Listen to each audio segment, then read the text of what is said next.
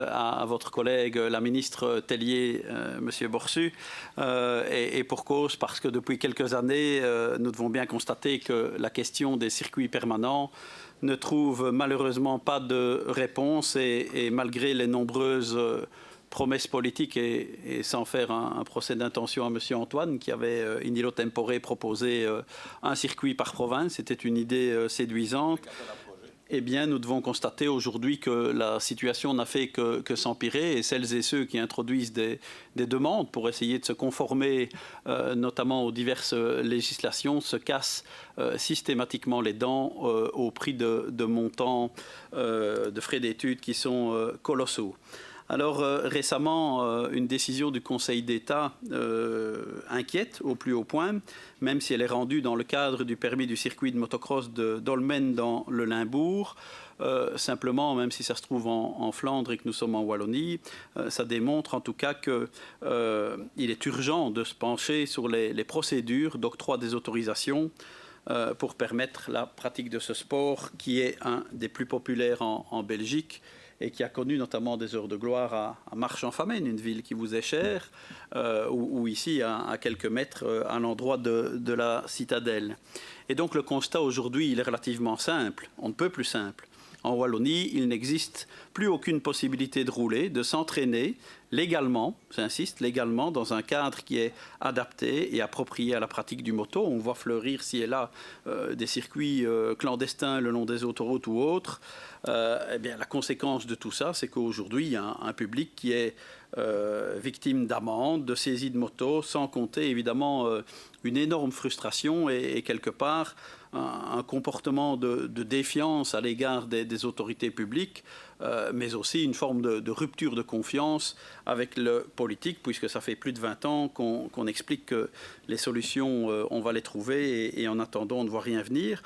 Pas étonnant dès lors qu'une pétition vienne d'être déposée en ce sens, notamment au niveau de notre Parlement, et élément somme toute un peu positif, même s'il y a déjà eu par le passé des groupes de travail. Le ministre Kruck nous annonçait la mise en place d'un groupe de travail avec ses collègues, notamment vous, Monsieur le ministre, et Madame Tellier, de manière à étudier la question et faciliter les démarches de permis unique afin de permettre la pratique de ce sport en toute sécurité. La réunion était prévue pour janvier, elle a eu lieu, je pense, et donc je voulais un petit peu voir avec vous, Monsieur le Ministre, quelle était votre approche de la situation, quelles sont les pistes en concertation avec vos collègues qui ont pu être éventuellement dégagées et qui pourraient en tout cas rassurer les pratiquants de motocross ou leur donner un peu d'espoir.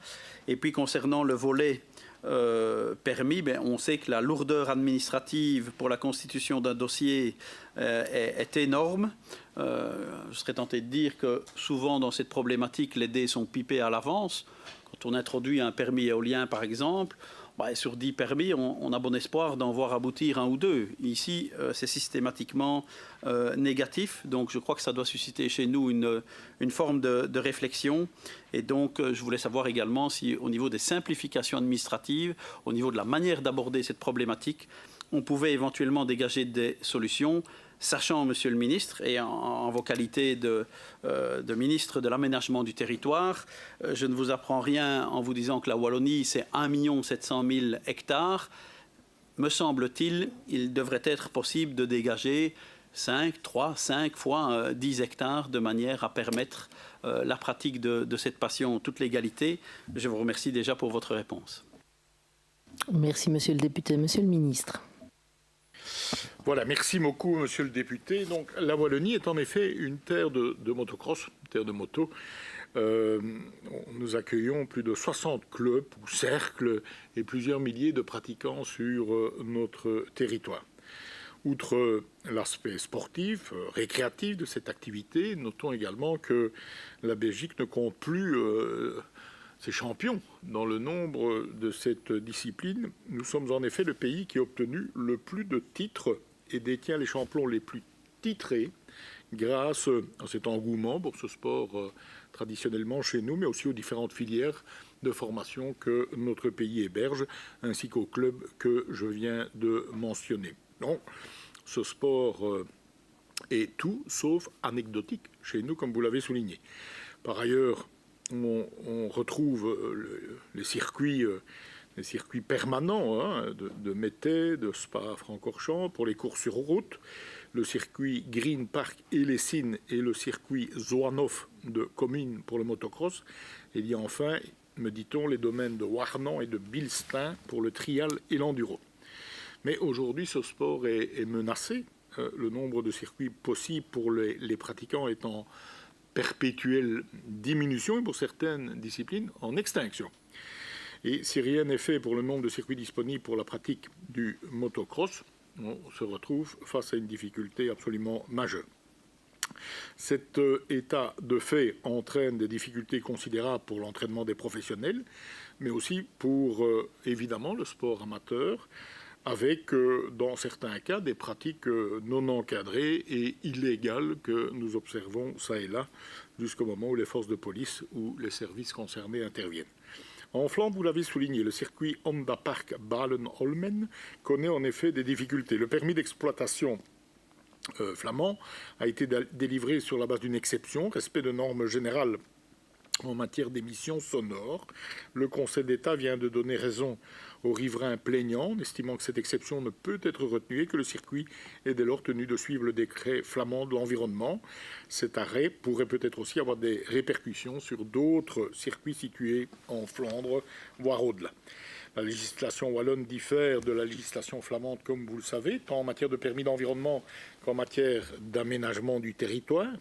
Je suis concerné par le permis d'urbanisme ou le volet urbanisme qui est obligatoire pour la création d'un circuit permanent de motocross du fait des inévitables modifications du relief du sol qui sont nécessaires pour réaliser le circuit. Un circuit de motocross peut trouver place en zone agricole au plan de secteur en tant qu'activité récréative de plein air pour une durée limitée dans le temps et pour autant que diverses conditions soient remplies. Par ailleurs, un permis d'environnement de classe 2 doit être demandé pour les circuits ou terrains de sport moteur lorsque les circuits ou terrains ne sont pas situés complètement sur la voie publique et qu'il est organisé au maximum une activité par an, se déroulant pendant 3 jours consécutifs au maximum entraînement compris. Et ce, en vertu de la rubrique 92 61 10 01 de l'arrêté du gouvernement wallon arrêtant la liste des projets soumis à étude d'incidence. Je connais l'une ou l'autre situation de cette nature-là. S'il est organisé plus d'une activité par an ou une activité dont la durée dépasse 3 jours consécutifs, entraînement compris, c'est un permis de classe 1 avec étude d'incidence qui est nécessaire selon la rubrique 92 61 10 02 du même arrêté. Vous n'ignorez pas que la Wallonie, comme la Flandre d'ailleurs, est tenue de respecter évidemment les nombreuses directives européennes, notamment en la matière, et particulièrement en ce qui concerne l'évaluation des incidences sur l'environnement. Par ailleurs, les riverains des circuits, s'ils sont trop proches évidemment des habitations, réagissent rapidement lors des enquêtes publiques, de sorte que la demande de permis est en général refusée, comme vous l'avez souligné. La demande de permis exige aussi de nombreux renseignements, tous les éléments requis pour permettre à l'autorité qui délivre le permis de prendre sa décision en connaissance de cause, et bien sûr en tenant compte des effets du projet sur l'environnement.